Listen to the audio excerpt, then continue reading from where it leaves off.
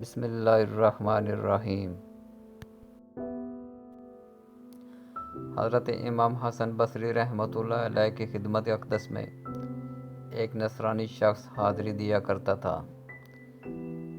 ایک دن وہ متواتر 7 دن تک حاضر نہ ہوا۔ آپ نے لوگوں سے اس کے متعلق استفسار فرمایا۔ پتہ چلا کہ وہ حالت نزاع میں ہے۔ حضرت امام بصری رحمۃ اللہ علیہ اس کے غریب خانہ میں رونق افروز ہوئے اور پوچھا کیا حال ہے؟ کہنے لگا کیا عرض کروں، عجیب حال ہے، موت سر پر کھڑی ہے، قبر اژدہے کے روپ میں منہ کھولے کھڑی ہے، کوئی پرسان حال نہیں، جہنم کے شعلے بھڑک رہے ہیں، بچاؤ کی کوئی صورت نہیں، پل صراط سے گزرنے کی کوئی صورت نظر نہیں آ رہی ہے۔ آج عدل کا میدان قائم، مگر میرا دامن نیکیوں سے خالی ہے۔ رب کریم غفور الرحیم ہے، مگر میرے پاس کوئی حجت، دلیل اور عذر نہیں۔ نگاہوں کے سامنے جنت نظر آ رہی ہے، مگر اس کو کھولنے کی کنجی میرے پاس نہیں ہے۔ یہ سارا قصہ غم سن کر حضرت حسن بصری رحمۃ اللہ علیہ نے فرمایا، مت گھبراؤ، یعنی تمہارے پاس جنت کی کنجی آنے والی ہے۔ یہ فرما کر آپ واپس تشریف لانے لگے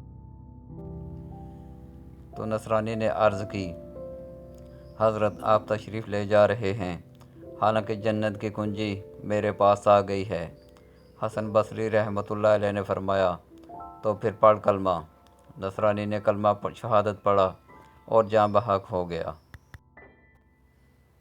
حضرت امام حسن بصری رحمۃ اللہ علیہ نے خواب میں اس شخص کو دیکھا اور حال دریافت فرمایا۔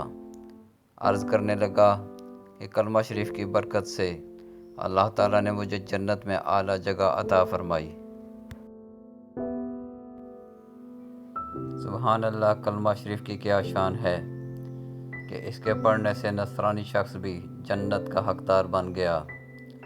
ایک روایت میں ہے کہ اللہ تعالیٰ نے ملک الموت کی پیشانی پر کلمہ لکھ دیا ہے۔ جس وقت ملک الموت مومن کی روح قبض کرنے کے لیے تشریف لاتے ہیں اور مسلمان ملک الموت کی صورت دیکھتا ہے تو سب سے پہلے ملک الموت کی پیشانی پر جو کلمہ لکھا ہے اس پر نظر پڑتی ہے اور اسے پڑھنے لگتا ہے۔ ادھر اس نے ملک الموت کی پیشانی کا لکھا ہوا کلمہ پڑھا، ادھر عین اسی وقت اس کی روح قبض کر لی جاتی ہے۔